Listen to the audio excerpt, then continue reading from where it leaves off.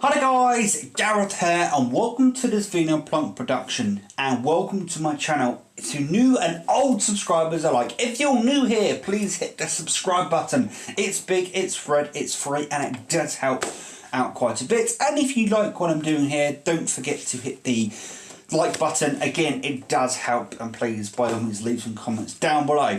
So I've gone and done another thing. So anybody who's been following along for the last little while, I went out and bought a PlayStation 4 Pro the other day. Now I've owned a PlayStation 4 since they came out, pretty much. They came out in November 2013 and in January/February of 2014 I've owned a PlayStation 4. Now over the years I have sold and rebought a PlayStation 4. I think I'm now actually technically up to 6 PlayStation 4s. Technically not in any one time. I've bought and sold 6 PlayStation 4s, and there are many reasons like that. Me going in and out of gaming, me losing contact with certain people and stuff like that. But for the first time in quite some time, I've owned the PlayStation Slim that I did have. I owned that for a year, in fact over a year in fact. So it was actually one of the first times I've actually consistently owned a PlayStation 4 for more than a year. Normally I'd own it for about 6 months, 6 to 8 months. I'd set it, be without one for 2 months, and then re-buy one, be without one for 6 to 8 months. You get what I'm trying to say. So this time I decided to upgrade to a PlayStation 4 Pro. The way I did that is by taking down my PlayStation 4 Slim, which is a 1TB PlayStation 4 Slim, and an iPad Pro 256GB 10.5, and it was the 3G model. In fact, it was unlocked because I never put a SIM card in there anyway. And I managed to get money with that. With the trade-in of my Slim, I managed to get a Pro. And I'm very, very, very happy with the Pro. Not only does some games look gorgeous on the Pro. God of War in 60 frames per second in 1080p. Looks beautiful. Dead by Daylight runs at 60, which I was kind of surprised to find out that Dead by Daylight works at 60. There are some games like H1Z1 and a couple of other games I played that don't run at a better performance or a better frame rate or a better resolution, but then I do kind of give H1Z1 a pass because it's a free-to-play game. I don't really expect free-to-play games such as H1Z1 to run better on a Pro than they do on a standard PlayStation. Plus the Pro does have the turbo mode, which does give games that have technically not been enhanced for the Pro. It does give them a little bit of an extra boost. One thing I will say is Bloodborne's loading times are much improved on the Pro versus the base PlayStation. And there are many, many advantages that I could go on for a long, long time with the Pro. But personally for me, the Pro made some sense and it is an advantage for me personally over the base PS4. However, one thing I will say, and one thing I'm trying to get through and say to friends, because I've spoken to many friends about this, is the base PS4 is still perfectly fine. Do not feel obliged that you have to go for the Pro. Do not feel forced you have to go for the Pro. And I'm trying to be very careful how giddy I get over the Pro, because I don't want people to feel that they have to buy the Pro just because I've gone ahead and bought one. The other thing the Pro does is it enables you to broadcast or stream at 1080p 60 from the PS4 itself, which is something I'll be taking advantage of very shortly. Hopefully in the next few weeks I'll be streaming some games and hopefully I can see how that works out. So the initial plan was to buy a PlayStation 4 Pro and then buy a video capture device of some description, maybe an Elgato, maybe an AVerMedia, maybe a Hauppauge, one of the many different ones on the market. The problem with them is I'm a bit of a stickler, I'm a bit of a perfectionist in some categories, and this is one of those categories where I want to be as perfect as humanly possible. Now, some of the games I'd like to stream or record using one of those many devices, I would need voice chat for. And to plug a microphone into the game capture and to your controller takes an additional step.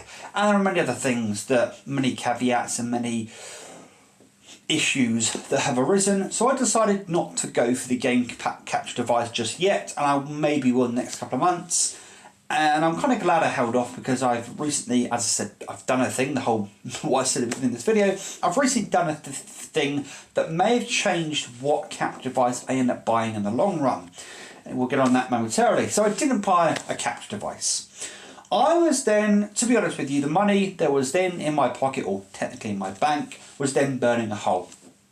And I wanted to spend it on something. I was just looking for nearly anything to spend it on, which often happens with me, and it's not necessarily a trait I'm proud of, but it's a trait I have, and I need to get over it, I need to get through it, work through it, you know what I mean. So I originally was going to buy a 3DS, or a new 3DS rather. There's one in the house for me to use, so no need to do that. I was then going to buy some PlayStation Pro advanced games, or enhanced games, sorry. But I am buying Spider-Man, you know, in a week's time, just over a week's time. And I do already have some PlayStation Pro enhanced games. Plus, at some point, I may buy Horizon Zero Dawn, because it's relatively cheap nowadays, about 20 quid. So I can probably get that, and that's very much a Pro enhanced game. In fact, a lot of people said that's probably one of the Pro's best games, actually. I then went on to the website of the pawn shop I went to, which is CEX, which stands for Computer Entertainment, or Complete Entertainment Exchange, or Computer Exchange. They have many names. They call themselves SEX, which is a bit up its own arse in some respects, but anyway. And then I went onto their site, as I said, and found they had something in stock. My local store had something in stock that made my eyes lit up. The only thing that didn't make my eyes lit up was the price of it. Now it was... I received a text. Sorry, I'm getting distracted. So the price was £90. And I was kind of like, for what this is, that's a bit pricey. I can buy one online for... or I was able to buy one online for £60 to £70. Turns out they've gone up in price a little bit, which is why CEX's price has gone up. I took down a game with me. They gave me a £20 voucher that brought the price down to £70, which was much more comfortable paying. What is it I bought? Well, if I show you this, some people may not know what this is, to be honest, depending on how old you are, but if I now show you the back of it, it's a DualShock 3 6-axis controller. It's actually a DualShock 3 controller. It's the first time I've actually owned a DualShock 3 controller. I went out and bought a PlayStation 3, but not only did I buy a PlayStation 3, it's a backwards compatible PlayStation 3. Now, this is the third backwards compatible PlayStation 3 I've gone out and bought. Some of you may be thinking, hang on a minute, what happened to the other two? What's the story behind all of this? So, one thing I need to mention is that the backwards compatible PlayStation 3 here in the UK is like gold dust. In the US, they had 2 or 3 different versions of the original PlayStation 3 that were backwards compatible. Here in the UK, we had one, which was the 60 gig model, and it was a lot more expensive than the non-backwards compatible PlayStation 3s, and stores knew about it. There was actually a program or a procedure you could go through with Game here in the UK, which is a game store chain, in which if you brought in your PlayStation 2 at the time, which I didn't have one to trade in that was mine, it was actually my dad's at the time, you could trade in your PlayStation 2 and a few prominent games, I would say, plus 2 controllers. It had to be 2 controllers, and then they'd basically slash a lot of the money, the extra money it would cost you to buy the backwards compatible PlayStation 3, they'd slash that off, and then you pretty much pay just 20p extra for a PlayStation 3 with the backwards compatibility in it. One thing I should mention is, of course, here in the UK, when the PlayStation 3 originally launched, it was £600. £600, whatever it was. So you were paying £700 to £800 for the ability to have a backwards compatible PlayStation 3, and a lot of people basically turn their nose up at that. And thus the the backwards compatible PlayStation 3 then became a bit of a rare object. Immediately after the PlayStation 4 came out, a bunch of people then decided to start buying up some backwards compatible PlayStation 3s. They're still to this day rather pricey. To give you a bit of context, that backwards compatible PlayStation 3 that I bought from CEX is £90. you could easily buy an Xbox One for the same amount of money if you do your research. In fact, Game were having a deal that if you had the Game Elite card, which is very similar to the GameStop equivalent, I can't remember what it's called, the GameStop, is it Gold card? I can't remember what it's called, I do apologise. You know, it may even be the Elite card as well. But it's a similar thing that you pay £36 a year for it, and you get some benefits from that. One benefit they did about a year ago now is that you could buy a second-hand Xbox One for £100, exactly £100. Plus, I think you got a free game. I think you got Halo or something with it, either Halo 5 or Halo the Master Chief Collection. So you can get an Xbox One for around the same price as that backwards compatible PlayStation 3 just cost me. To give you a bit more context, you can easily buy a PlayStation 3 for about £40. So the markup on that backwards compatible PlayStation 3 was £50, which is a brand new off-the-shelf game right now. To give you a bit of context, all of that was to give you context, what I mean, about how much they are. In the US, you can pick one up for relatively cheap. I've seen videos online of people I subscribe to that, I say randomly, but they then pick up a backwards compatible PlayStation 3, and to them it doesn't cost that much money. In fact, recently I watched someone pick up some Vitas, and that cost them far less than it actually cost me. 2 seconds, guys. Sorry about that, guys. I had to use the little boy's room. So as I was saying in the first segment of this video, I was talking about basically the PlayStation 3 backwards compatible. It's quite sought after in this country and quite expensive as a result, and you could quite easily go out and buy an Xbox One, which is backwards compatible with the 360 and the original Xbox at this point. So kind of, why would I go for a PlayStation 3? So what I'm about to say is going to get me in trouble with certain people, or would have gotten me in trouble with certain people had those people still been sniffing around my channel. So I've now, as I said earlier on, gone and bought and then sold 3 different backwards compatible PlayStation 3s. And some of the reasons for that is one of them almost got destroyed. It almost got stepped on or dropped, or I can't remember exactly what happened.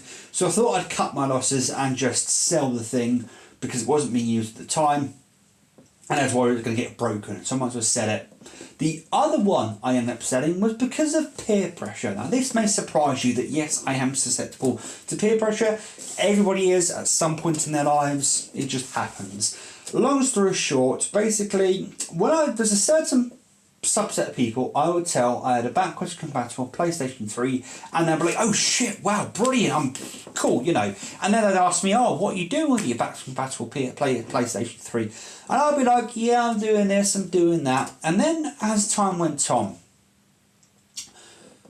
those people would then start having a go at me for not using the backwards compatible PlayStation 3 as much as they would. And yes, if these are friends, these people would then start to say, oh, maybe you should give it to me, or you should sell it to me at a discount price because you're not using it, so maybe I'd use it. And then the flip would happen. There'd be some people who just out the get-go, out of the stocks, as the expression goes, would just be like, oh, why'd you go and buy a backwards compatible PlayStation 3? Why'd you do that? In 2016, why would you go and buy a backwards compatible PlayStation? Oh, fucking stinks a bit. And it made me feel guilty for owning the PlayStation 3. Now, there was somebody who did offer me a reasonable price, I would say, for a backwards compatible PlayStation 3 at once, but they're a bit of an arsehole about it. The whole way they went about it didn't fill me with enthusiasm and didn't fill me with the prerogative to go and sell them the PlayStation 3. So I actually, kind of in spite to them, took it down to CX actually and sold it to them. And actually, as I sort of have spoken about over the years, the backwards compatible PlayStation 3 has been a decent source of money. And again, I'll say this on camera, I'm not brilliant with money, haven't been brilliant with money, have been far better with money over the last couple of months, but in the past I've not been brilliant with money, and the backwards compatible PlayStation 3 has been a way to make a quick buck to get me through the last couple of weeks of a month, which is half a month, but you know what I mean, guys. So, excuse me, which I'll be honest that one of those PlayStation 3s I did sell for that very reason. Not only was it about to be broken or about to be trod on by somebody because of where it's situated at the time, I also needed a bit of money at that time. And the second time when I sold it, I didn't need the money at the time. I just sold it because too many people were now basically at me. So you may be asking why I've gone ahead and bought a third backwards compatible PlayStation 3. 3 is the magic number, after all, it seems, in this situation. There are several reasons. One of the main reasons is I have a stack of PlayStation 3 and PlayStation 2 games that I've been wanting to get back into for quite some time now. Brain fart, 2 seconds guys. And I was going to resurrect one of my PlayStation 2s that I have, but the cables I'd have to buy and the bits and bobs I'd have to buy for a PlayStation 2 would actually, believe it or not, come close to how much I could go and buy a PlayStation 3 for. I then, with a bit of the extra money I still have left over from the iPad and with the sale of this game, I was able to buy a backwards compatible PlayStation 3. Yes, it's probably not worth the 50 quid markup that I could have gotten a PlayStation 3 for, but considering I can now play PlayStation 1, 2 and 3 games on the same system and have them, up-resed or whatever processing the PlayStation 3 does to them, to me that was a fair way of going about it. Well, I was going to say something specific now that I've kind of forgotten what I was going to say. So, the first backwards compatible PlayStation 3 I bought, played for 3 days, and then that was it. I barely touched. And recently I've been... an epiphany struck me. Literally today. It kind of struck me the other day, but then struck me full force, literally, when I was watching some Bear Taffy on Twitch play some Spelunky, actually, that I get very easily distracted and don't tend to focus on things as much as I can. Now, it could be some form of ADD. I don't know. I have been diagnosed with a very, very minor amount of ADD, but nothing that would register on any of the scales that they use, any of the measurements that they do use. Although, if I was diagnosed with a tiny amount of it, then maybe it registered somehow. Anyway, not enough for anything to be done about it. And I'm going to try extremely hard over the next couple of weeks to start focusing on playing some games and actually stop watching the amount of YouTube I do and stop watching just random things. One of the reasons why I do tend to watch random things, and this is the epiphany that actually struck me, is there's a acronym known as FOMO, which stands for fear of missing out. And I don't know, I have this unshakable feeling that if I don't watch YouTube all the time, I am going to be irrelevant. I'm irrelevant anyway when it comes to YouTube. I've only got, just under 300 subscribers. I'm not relevant, so let's be honest, when it comes to the main YouTube pantheon. And I feel that if I don't keep up to date with my, regular YouTubers, that I'm going to be missing out. I'm not going to get the latest and dankest memes and all that kind of crap. Then I realised something. I don't keep up with my favourite YouTubers anymore. I don't watch all of Northern Lions videos. I don't watch all of Total Biscuits videos. May he rest in peace. I don't watch... there are very specific videos from specific YouTubers I tend to watch. I watch all of Bear Taffy's Spelunky Saturdays. I watch some of his Darkest Dungeon videos. I watch some of Northern Lions Binding of Isaac videos of In the Mood, or I watch his Rainbow Six videos he does with the crew that he's got. I don't keep up, I don't watch their videos regularly anymore. And in fact, the other day while I was sat on the toilet at work, I was just unsubscribing to a bunch of non-gaming related YouTube channels and just some YouTube channels in general. I was expunging my YouTube, and that's basically what, I'm going to do. I'm going to make a concerted effort to stop just watching random videos on the internet, only watch the videos I want to watch or feel like I need to watch, and then stop watching some random girl make some heels out of Crocs. Yes, that appeared in my sub box. Why?